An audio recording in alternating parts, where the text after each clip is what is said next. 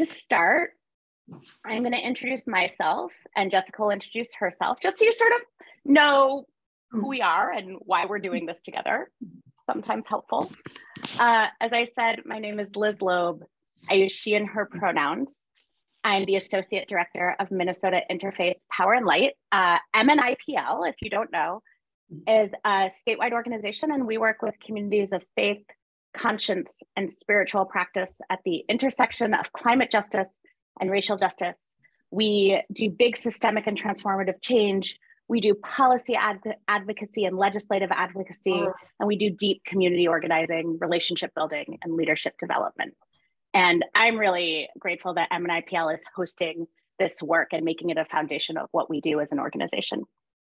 I'm here on Dakota land in my home in Northeast Minneapolis, where I live with my spouse, Sarah, and our dog, Chloe, who you might hear barking, and our 7-month-old kiddo, Lyra, who is down the hall with my spouse, and she's having some feelings about the world. So no worries if you hear baby sounds. It is the wonderfulness of life. I'm pretty in love with my kid. I hear that's a thing that happens to parents. Who knew?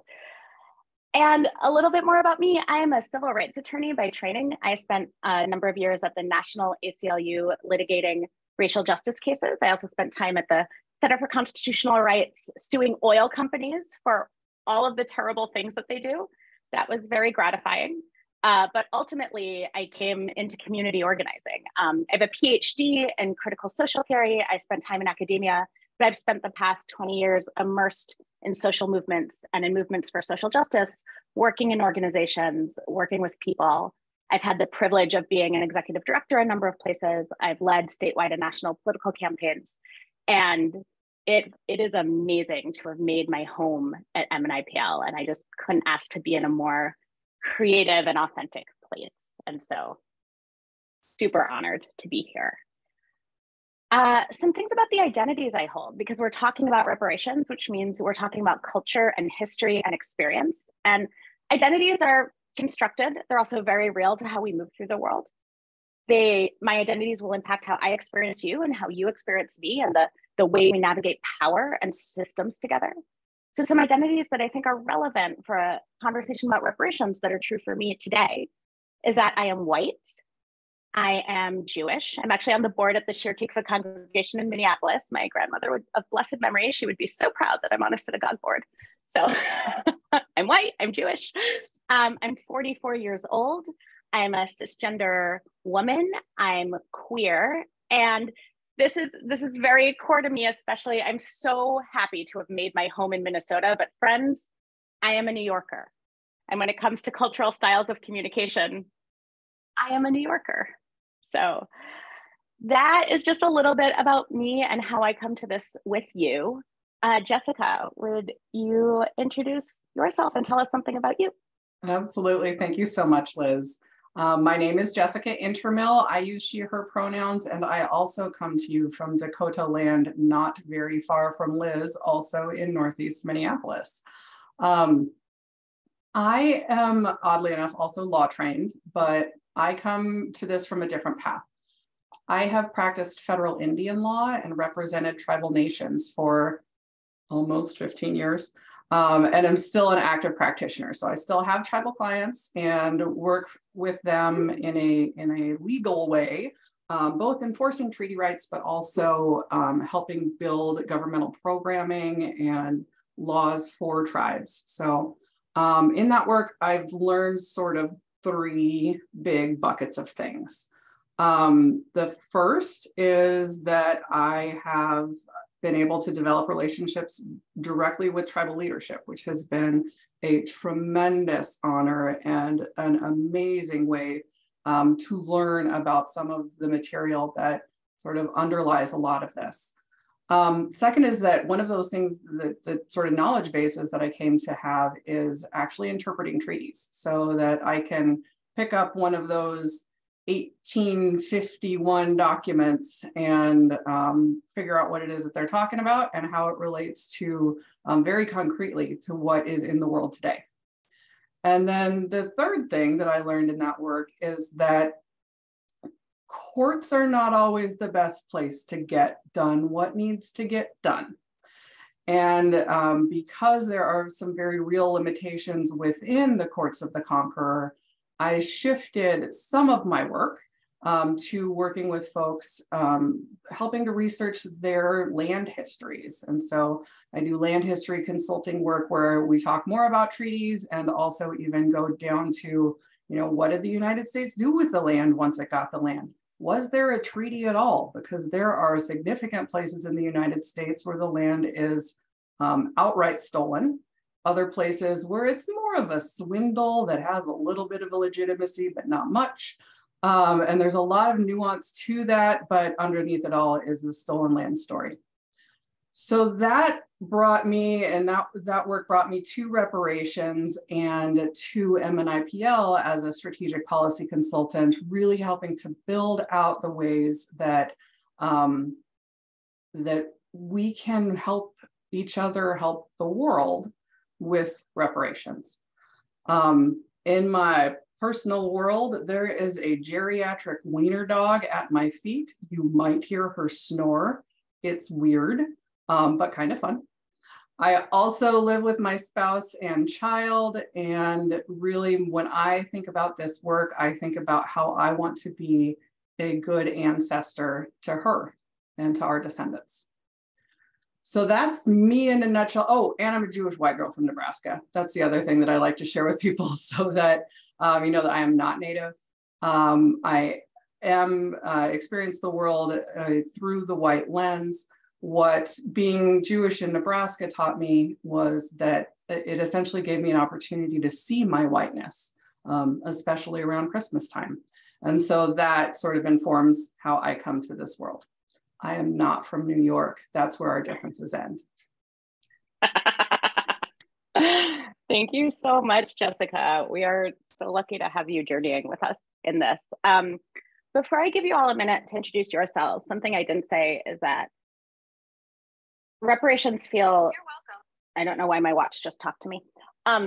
Reparations feel deeply personal to me for so many reasons, but I'll name two of them. One is that I come from a spiritual tradition in Judaism that teaches repairing the world is our ethical responsibility, that you can't be in community and you can't be part of a collective people unless you are actively working to repair the world.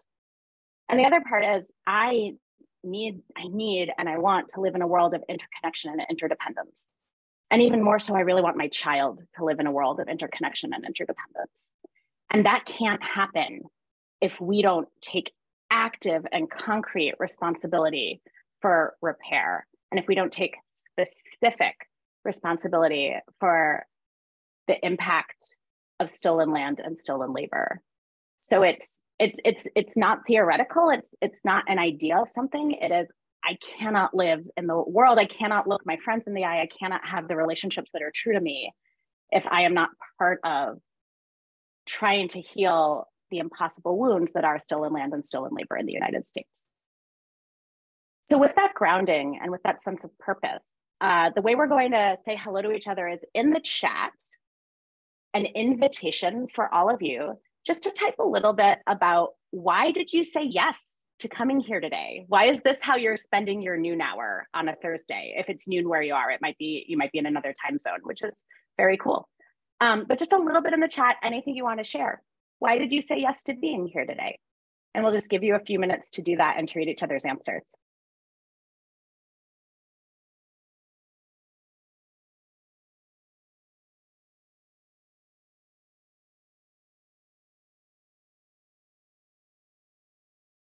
And you know what, Jessica, you were right. I will play a little music while people do that, so. Oh, you know what, Jessica, you have to end the screen share for me to play music.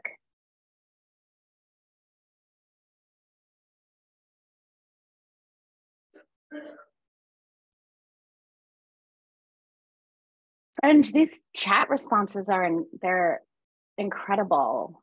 Thank you so much for the thoughtfulness and intention that you're bringing to this. I hope folks are following in the chat. We're going to be able to collect the chat. So these answers will be we'd be able to share them with your permission, but this is just beautiful. It gives me so much hope and so much heart. So please continue, don't stop, and feel free to be reading the chat and engaging in the chat. This is just Fan-flippantastic. But I'm gonna move on and tell you all a little bit about what you can expect in this 4-part series. This is the first of 4 sessions we have together, and probably we'll create more after that, but that is yet to be figured out and yet to come. You can attend all of the sessions. You can attend part of one session. You can come in and out. This really should suit what's possible for you. And I'm scrolling through my notes, as you can see. You should know there will be follow-up and recap emails after every session. So there'll be the recording, there'll be any resources we share, there'll be action steps that you can take in between sessions where you are in your community. So expect that and look for that after our sessions together. Today, we're going to talk a little bit about what do we mean when we say reparations, what's a common or a way we can create some shared meaning around that word. It's not the only meaning, it's not all of the meaning, but we're just gonna land on some shared meaning together so that we can move into inquiry and into practice together. The next session, we'll talk about solidarity and taking collective action. So now that we're grounded in an idea of what we mean by reparations together, what do we do? The third session, we'll spend time grounding in our traditions and in our own sense of spiritual practice, what we learned from our ancestors and from our histories. And then in the last session, we'll spend time understanding our own stories. So going from like, here's a tradition or a practice that's meaningful for us to here's who we are. Here's our family stories and our personal stories fit into the larger narrative of what it means to do repair and specifically what it means to do reparations. So we'll talk about reparations, we'll talk about taking action, we'll talk about our traditions, and we'll talk about our stories. And then each time we're going to be following up with here's what you can do. And then after the 4 sessions, we'll really figure out together. So what does this mean for us to do and what comes next? And that's going to be a collaborative, co-creative way of coming into being that needs to emerge from what we build together in this space. So Jessica and I will have some ideas for you, to be fair.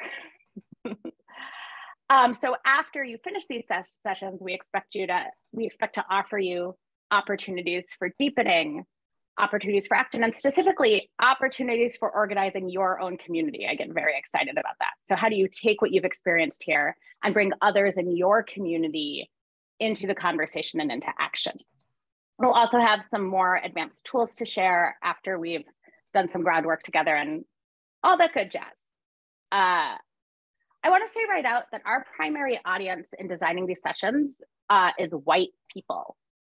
And there will be folks of color and Native folks who join us, which is great, but we are thinking about white folks when we design this content. And the reason is white folks did this, white folks broke it, white folks benefit from stolen land and stolen labor. And so white folks have to do the work of fixing it. That's the way it works.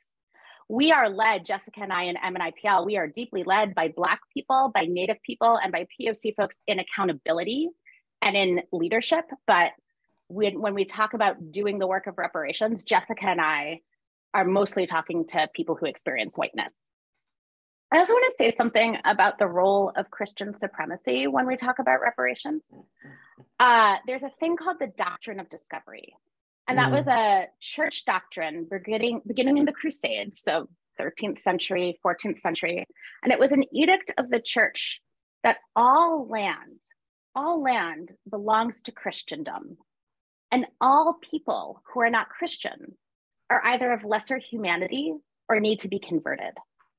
And out of that doctrine, Christian institutions intentionally built the moral and political framework that supported in the United States the theft of land from Native people and the theft of labor and the enslavement of Black people. And so just knowing that leads us to ask, what is our responsibility in our different traditions and congregations? Because some of us come here through Christianity and some of us don't. But as people who are white, as people, if we are not Native, who are living on stolen land, as people, if we are not Black, who are benefiting from the legacy and in some ways contemporary formations of enslavement and stolen labor from Black folks. As that, no matter what our traditions, we have a responsibility But I think it's useful to name the role of Christian institutions in the doctrine of discovery. And we'll send more about the doctrine of discovery in the follow-up email. So I know this can be dense and it can be a lot. Don't worry if it's not all kind of parsing for you, kind of just let it in, and we'll make sure that there's really good summary points in written form with links after the session. Liz, can I also add, when I can, I'll be encapsulating the discussion in the chat so that sometimes it helps to see it and hear it at the same or different times. If others do hear something that really strikes you or that you want to learn more about, throw it in that chat. That's absolutely a tool that we want to continue to use. You are a superstar, Jessica. Thank you. I'm going to say a little bit about our goals together, or the goals that Jessica and I designed these sessions around. We can have more goals than that, but this is where we started. We have a goal of building a community of people who are grounded in relationship, in story, and in tradition, who are ready to organize their communities to take meaningful action around reparations for the long term. So we want a community of folks organizing people to take action on reparations.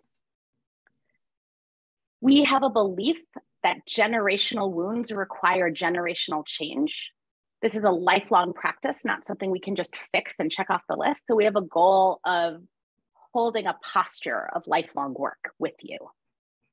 We have a goal around self-reflection and self-awareness. Part of how we come to change is through ourselves as instruments. So how do we know ourselves in that work so we can show up in ways that align with our values and with what is required of us? And we have a goal of grounding in action and in relationships. So none of us get to do this alone, and none of us get to do this without taking action. Before I move on, any questions, thoughts, reactions, just to that kind of baseline of here's what we're trying to do together.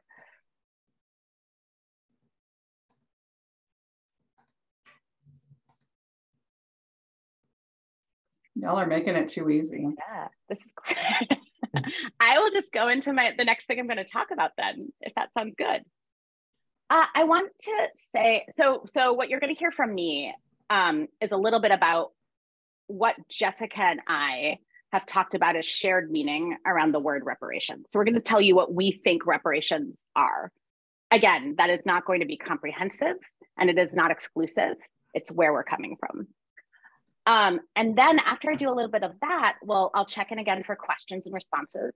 And then Jessica is going to lead us through a tool for thinking about reparations. We have a graphic and a map and this nifty thing that we're going to talk to you about. And then she'll spend some time actually talking about what reparations are not, which can be really helpful because many of us have spent time in dominant frames and dominant culture that try to tell us repair is a bunch of things that actually mostly reinscribe whiteness and white supremacy. And that we don't want to do that.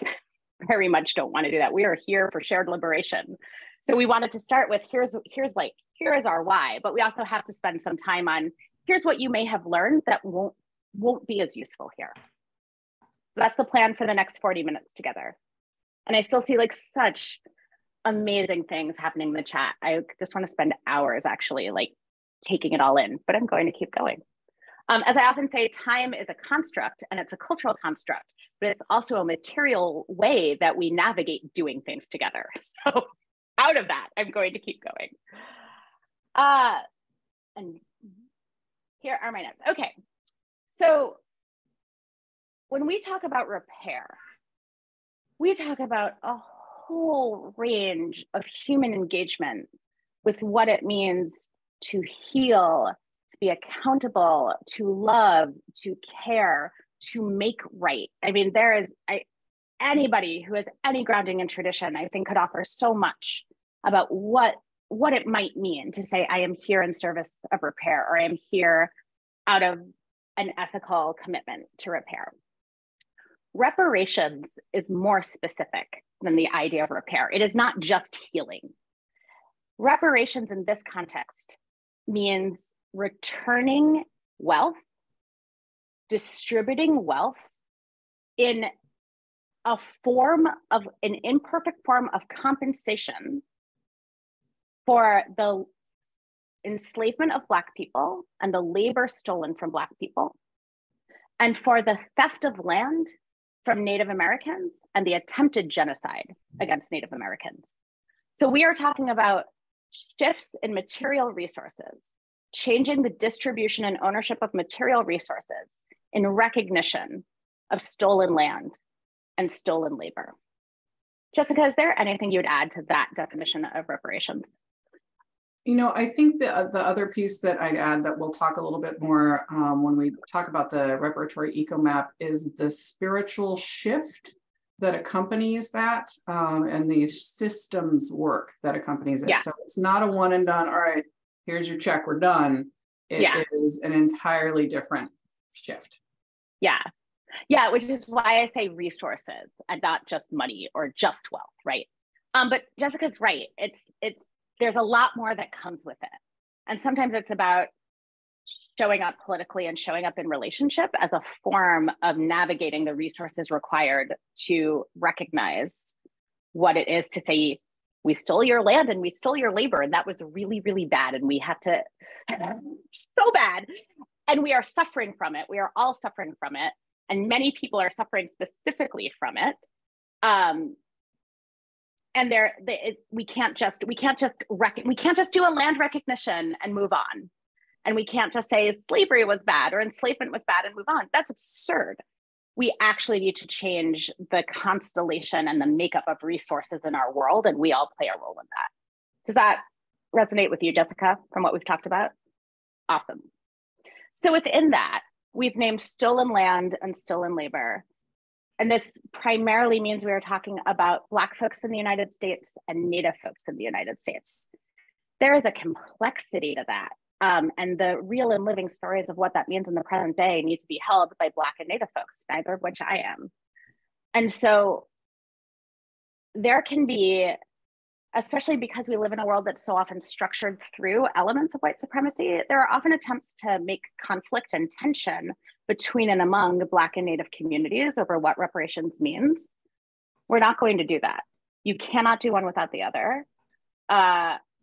It is different and intertwined, and we just have to expand to hold whatever that complexity means, being led by the people, by Black and Native people whose experiences this is, whose bodies tell this story and whose lives tell this story. We come from a theory and a perspective of healing justice.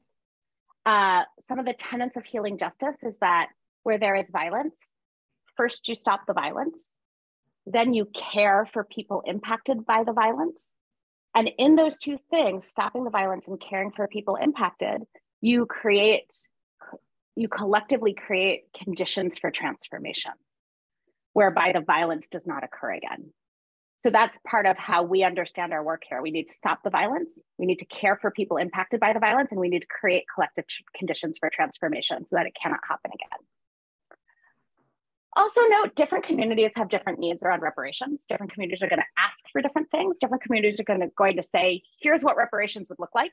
And those things might contradict each other, which is great. We contain multitudes.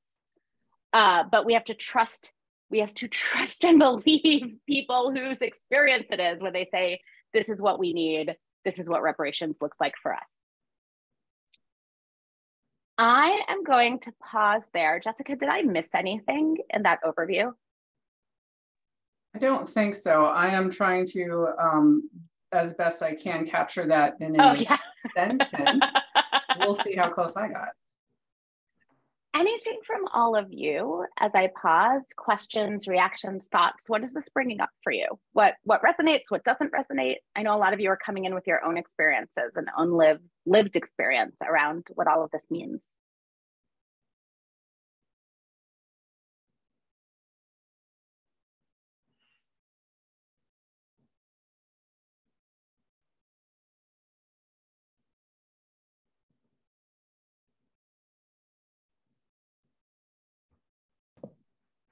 I'm watching the chat as well. Yeah, come on in, Kelly. I have a question. Thanks. So when you said about healing justice and step 2 is caring for the people who are affected by violence, part of the obviously that is critical, and that should be the focus, as well as in preventing the same thing from continuing to happen. Does that also include the people who are perpetuating the violence as part of that transformation, and helping them heal from their own wounds that may be leading them to cause violence to other people? That's really insightful, Kelly. I think it does, but it does differently. I think the experiences of being a perpetrator and being somebody directly impacted by violence are connected, but very obviously very different. And so I think how we offer, when I said offer care, what I realized I meant to say was provide support. So for the who gets attention and how support comes to be, resources around support, I think need to go through a lens of the difference and what it means structurally and in a power map to be somebody who's experienced violence or a perpetrator of violence. And often we are both. But that is a long way of saying, yes, we absolutely have to work in transformation and compassion with people who carry having done the harm. Anything you'd add to that, Jessica? Yeah, the piece that I would add, I mean, first of all, look, we're going to get to a point with the Eco Map where we actually talk about how spiritual practices, however you define that for you, are a very important part of reparations, because they help you continue the work when it doesn't feel good. And one thing that I really hope that everybody notices is that there's also a joy that comes when you put down all of the shoulds and supposed tos that the dominant frames tell us we're supposed to pick up. And I'm definitely speaking specifically to my white folks here. But one of the things that I noticed in the chat was when someone said, I'm just so happy to be here. And there were several Me Too's. And so I want you to hold that and feel that, because the act of truth telling and beginning these conversations and participating and wealth return can be a very joyful and spiritually healing thing. Oh, thank you so much, Jessica. Karen Barstad, did I see you with a hand up? I was just thinking about people from the Asian and Pacific Islander community. We haven't been talking about them, and there's some stolen labor there and stolen land there too. And I was just wondering how that fits into this whole idea. That is a really great question. There is a whole history of reparations specifically to Japanese people who were interned after World War II. I think we can and should open the question of, when we start talking about reparations, who else, what other groups and communities have been impacted in ways that require a return of wealth and a change in the distribution of resources, what recognitions are required. So I don't have an easy answer to that. I would just put a yes plus and a let's figure out together what to do with that. The reason we start with and focus on Black folks and Native folks is because those are such primary and overwhelming wounds to the formation of the United States, but it is not an exclusion to all of, there is so much else. There is so much else. And I love that you're broadening us into that. So thank you. Anything else burning alive that, I guess burning wasn't the right word. I'm like burning questions, but anything else that feels really alive right now that needs to be said before we move on? I see Chris. Yeah, hi Liz. I just wanted to say, hi. I just wanted to say that I love that you are stating things matter-of-factly, yet with your emotion. I want to get hung up on the we contain multitudes part. I want to compartmentalize so that I can answer things easier. And I know it's hard work. And of course, I don't really want to do that. But I really appreciate how you framed that, because it makes me feel like I'm okay to see all the different things out there, and people can want different things. So thank you. That's a big impact on me. Thank you so much, Chris. I really, really appreciate that. Looking at the numbers on the clock, I'm going to turn things over to Jessica, but please continue to interrupt, to ask questions, to use the chat, and we'll keep going. So Jessica, I give you the Zoom screen. Thank you, Liz. So we talked about sort of this initial framework of what reparations is. And one of the things that has been helpful to me in my growth and sort of the conversations I've had, especially with folks in the dominant frame about, well, what about this though? How is this different then? They can be really helpful to talk about what reparations are not. And the first one that comes up for me is that reparations are different than charity. Now, obviously, charity is super important and not a bad thing. And they're different because charity is about philanthropic thinking and potentially giving your excess to a cause, or even, if you think of it in the 10% tithe type of framework, it's still giving to the poor or the less fortunate. And all of that is often in the framework of giving with strings attached. So that maybe there is a grant making program funding, but you have to do the grant a certain way. Or even if it's an unrestricted donation, then it's still a donation to an organization that you, the giver, chose. So you're still deciding who to redistribute wealth to. So charity is not bad, but that's different than reparations, because the root of reparations is returning wealth that wasn't yours to start with. Now, when you reframe it and think of it that way, it doesn't matter how the person you're giving it to uses them. And it really becomes back to that idea of, it's not about how I want the money to be used. It's about returning what my people stole. Reparation is also different than apology. And again, apology is super important in a lot of contexts, including the context of reparations. But there's some nuance here because, so for example, I'm the descendant of settler colonizers. I can trace back to the daughters of the American Revolution and before. I can trace back to New Amsterdam before it was New York. And this work is not about apologizing for what they did, because I didn't have the agency of what they did, right? I didn't make those decisions. And so we'll often hear, I want to lift up the chat that talks about, I'm here because I want to know what to say to my uncle. And I'm going to just, put words in your uncle's mouth and say, well, I didn't do it. So why is it my job? Why do I have to apologize? You didn't do it. I didn't do it, but I do benefit from it. And I benefit from it today. And where I have agency is in my choices about what I want to do today to repair. And so reparations is about recognizing that those benefits are here today. It's about the agency that I have to change the harm that they did. I absolutely recognize that there was harm, but I'm here to use reparations as an inflection point so that we can change the story, change the narrative, change the world, and be good ancestors to our own descendants so that they don't have to look back and say, oh man, I kind of want to apologize for what she did.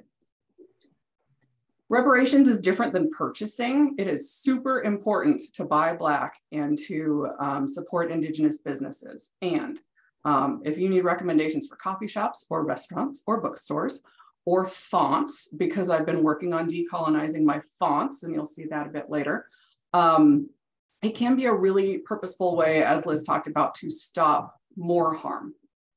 But again, it's not reparations because it's not looking backward to return what was taken. It's about some changes and tweaks in the present. It doesn't address the underlying violence. Reparations is not forgiveness. I am not here to teach you how to be forgiven. And really the root of that is that whether any Indigenous or Black person decides to forgive is their right. That I need to do my own work of repair and reparations is my responsibility. So there too, there's a little bit of a difference that is important to hold as we go forward.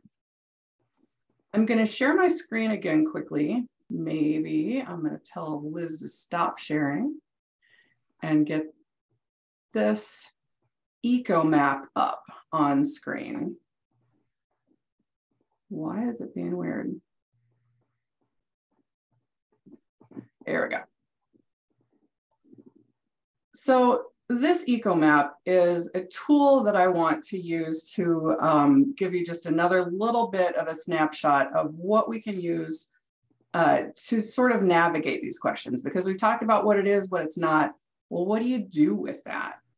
This is a graphic that came about as the work of the March working group. And we've got a ton of people who are super important to that work. It is a multi-faith, multiracial team who came up with this, essentially this working theory that reparations lies at the intersection of truth-telling, spiritual practice, relationships, political solidarity, and wealth return. And the graphic that we have shows a Venn diagram that overlaps those 5 sectors. This can be a tremendous tool for getting your feet in and getting your footing in the reparations concepts, and then also assessing where to start and what to do next. So I'm going to take this image down for now so that I can see your faces. But I still want to go through the sectors a little bit. Truth-telling is a question of what stories do I need to hear and learn, and what stories do I need to tell? Because I know that they're not in the narrative and I need to push that into the world. They can be the truths of people, family members, congregations, systems. It can be cities, it can be states. They can be stories of history that happened in the past, but they can also be stories about how that history is stacked in the present today. So, for example, I referenced New Amsterdam was one of the first slaveholding colony or slaveholding centers in the United States.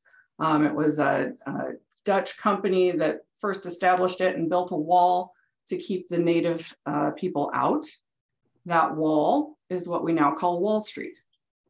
It's one of those little instances of like, hey, this thing happened and it's still alive today.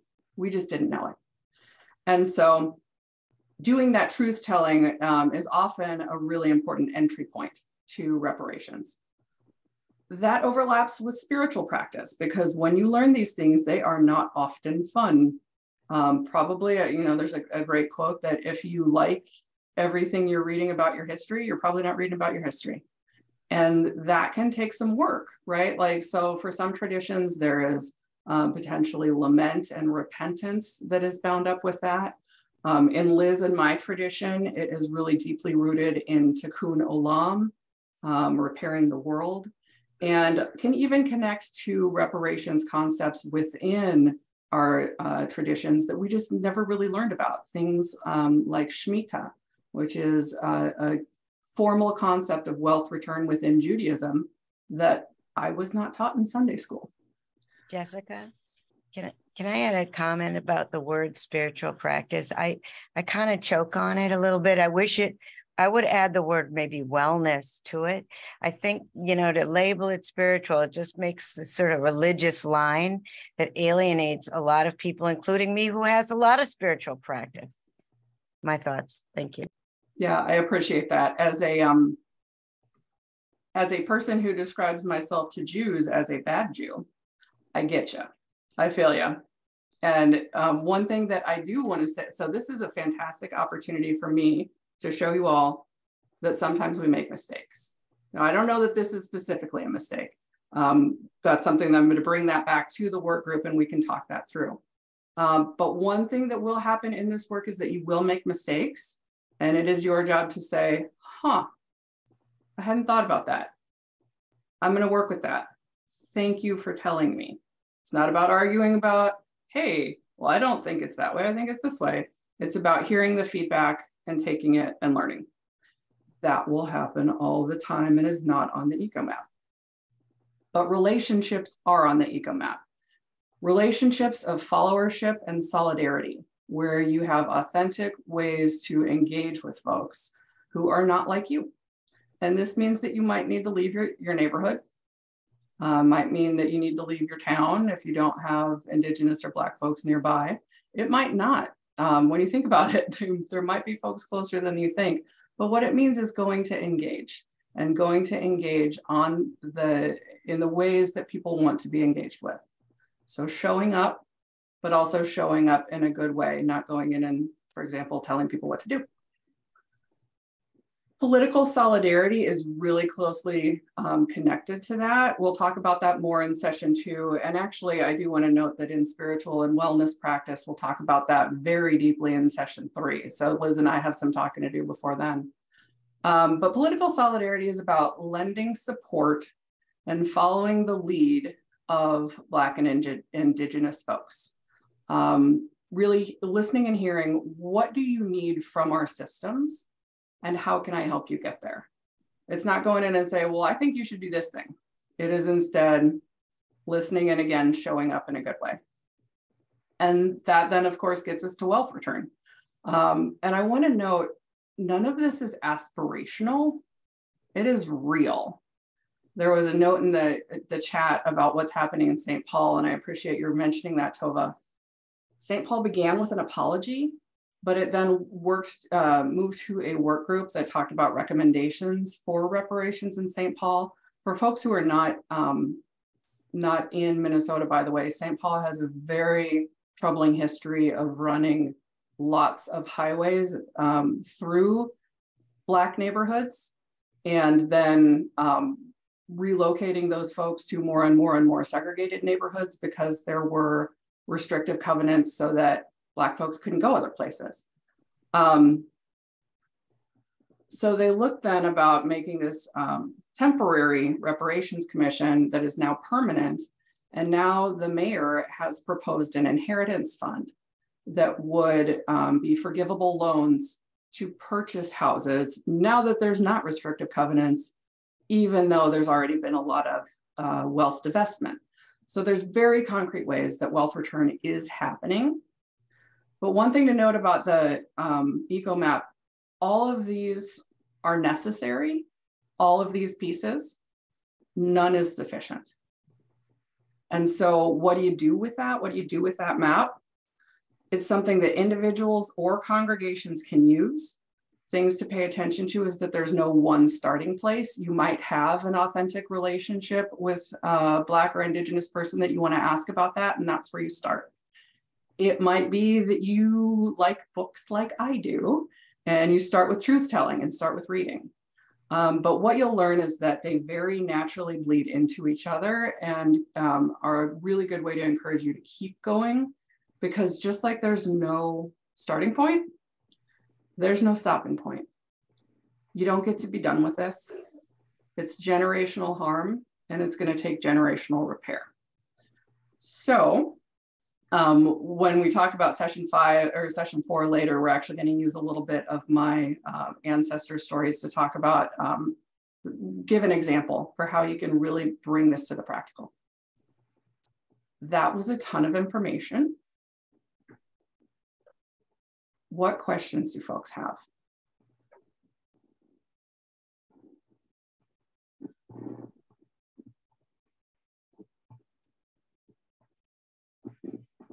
And Liz, heads up that I lost my chat somehow in my screen shares, so you're running chat. I can see the chat. I wonder if it makes sense to take your screen share down so we can all see each other. And maybe if there's an image of the map you could put in the chat so people can bring up the image themselves. Oh my gosh, you guys, I'm so sorry. I thought I stopped screen sharing like long ago. The one thing I'm noticing from this diagram that's kind of interesting is in order to do the political solidarity work of staying in connection to find out how systems need to change, these have to be ongoing relationships that are created, that are continuing.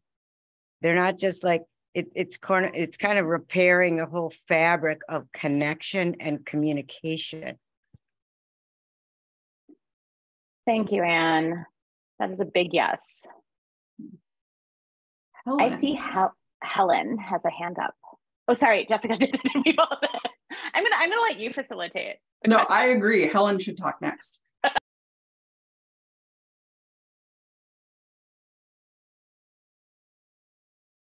Helen, you have your hand up. Do you have a question or a thought? Helen's muted. Oh. I couldn't find myself. Sorry, here I am. Okay. We have been told at our church by some of the Black leaders, and we've heard this from other learnings, that it's not their job to tell us how to fix things. And it's hard for me to try to figure out, you know, where we go from there if we're to ask them for what they need, what we need.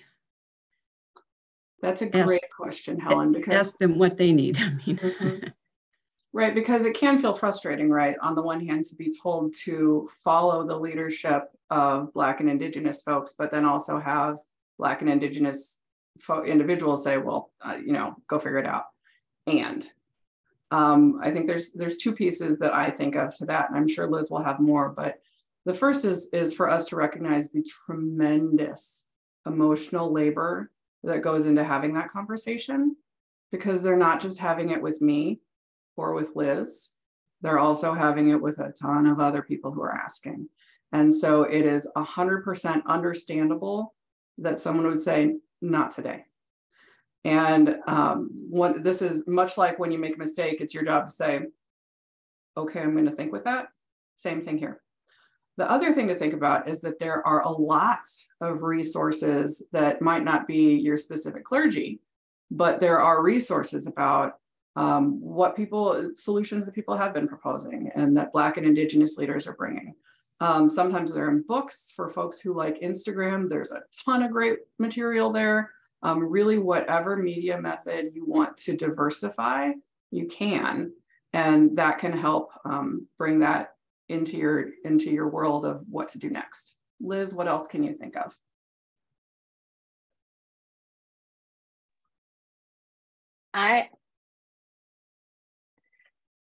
If we were talking for another 3 hours, I'd say lots of stuff, but I think at the start, actually, Jessica, like you were on the main points.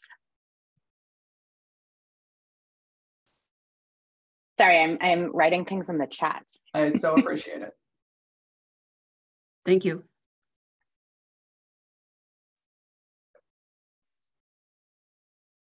I think we have time for maybe one more question before we move into closing.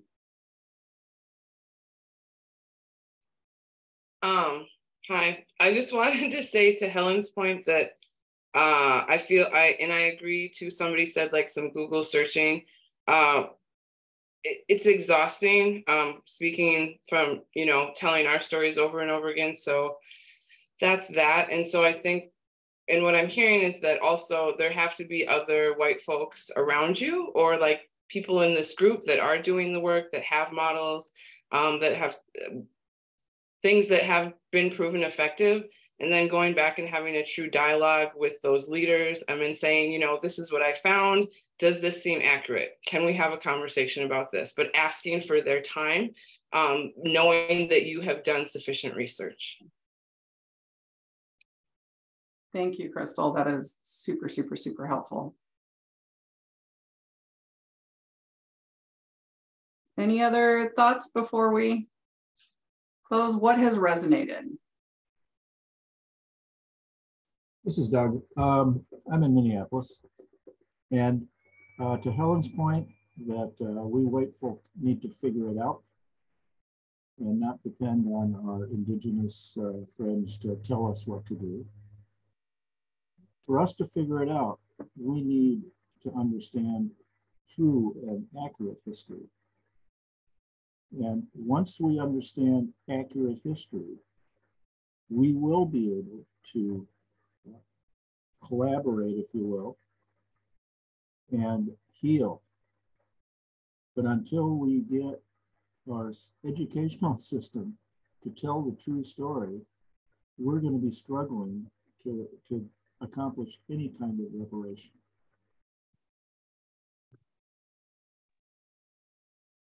That is really grounding, Doug.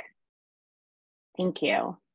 And I realize I have an anecdote kind of about, I think we've been digging into the question of what does it mean for white folks to go to specifically Native and Black folks and say, what should we do, and why that is so hard and annoying and not helpful much of the time.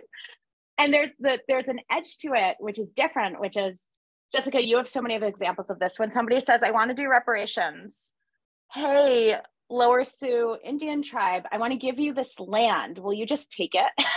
And the tribe is like, that's not helpful. It's like, you also, if you go to people trying to say like, yes, I'm going to do reparations, here's how I'm going to do it. And somebody who's been directly impacted says, that is not what we want. You have to listen. So I don't mean to make light of it. It's not flippant, but there are just so many examples. And it's like, it is so amazing and good that folks are trying so genuinely to figure out what is the right action. And it is the practice and humility and learning of listening and believing and receiving whatever it is that somebody says is the truth of that moment, and then going back and figuring it out again. So it's iterative. You sort of try again, you take responsibility for harm, you try again, you take responsibility, and that will help lead us to more right relationships and more right actions. One very concrete bookend to that. One thing that I can tell you is that you're almost never going to go wrong showing up where there is an Indigenous or Black-led movement or space and watching and listening instead of talking. So for example, if you're a Christian and you want to go to a Black church, go to a Black church and maybe say hi to the person next to you, right? And if you are interested in supporting a lot of the MNIPL relationships came out of line 3, where there was a public call for white bodies to show up, and they did. And so you can almost never go wrong that way. Liz, I see we have one question from Deborah, and we're also getting super close on time. Deborah, are you comfortable maybe emailing us with that question or putting it in the chat? Yeah. Awesome, thank you so much. I wanna make sure we get back to you. And I wanna make sure I also let you guys know that we're going to be giving you a to-go tool because it's lunchtime, so you get to go things. We're going to give you an Eco Map worksheet. So we hope that you will deepen your engagement, both asking questions about the tool, because we want your questions, and using the tool to ask questions about yourself. Where do you need to be doing the learning? Where might you show up? What spaces might you go to? What political actions might you be interested in? So we'll be sending that with the materials later on. Liz, do you have anything else before we start closing? I do, and it's to ask folks, and particularly the white folks on this call, for money, which I'm sure is shocking given what we've been talking about. Actually, I want to offer my immense gratitude. This is such a rich conversation. I cannot wait to come back to it with all of you. And MNIPL is an organization that is led by a majority Black, Brown, Native, Indigenous, and POC board. We are a staff that is multiracial, so we're about 50% Black, Brown, Native, Indigenous, and POC folks on staff, and 50% white people. Myself, as the associate director, and Julia Nurbin, our amazing executive director, we are both white, and that matters when we talk about who the organization is. But I say that all to be transparent about who we are when MNIPL says we are doing reparations and committed to reparations, and we need organizational resources to make that possible.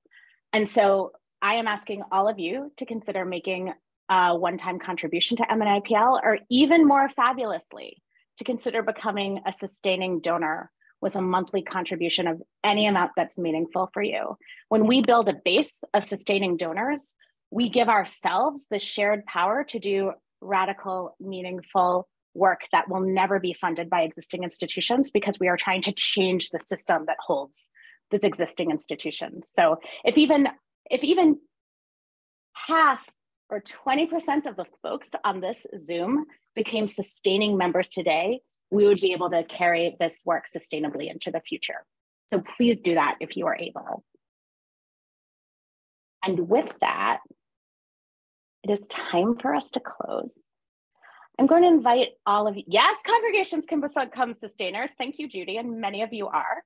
I'm going to invite everyone to, as we leave, with so much appreciation from me and from Jessica, and with the hope that we will come together again very soon, to put in the chat something from this session, or just something for which you are grateful, and something that you learned. So that's how we'll kind of, that's how we'll, I'm losing my words. That's how we'll leave. The word is leave, Jessica. Leave the space today with just a little bit in the chat of something we're grateful for and something we've learned. And I can't thank all of you enough for all of the heart and commitment that you are putting in to the realness of this conversation. Jessica, do you have anything to say in closing?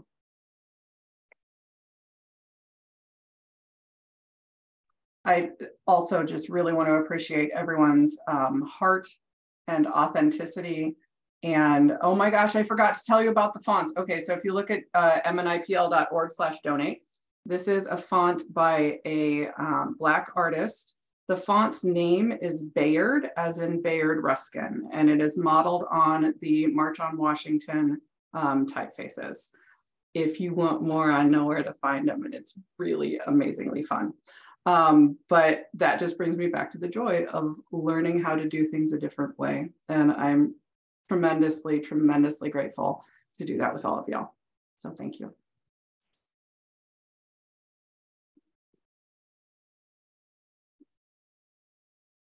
And we'll just give you a few minutes to read the chat and leave the room as feels right to you. We'll see you all soon, and watch your email.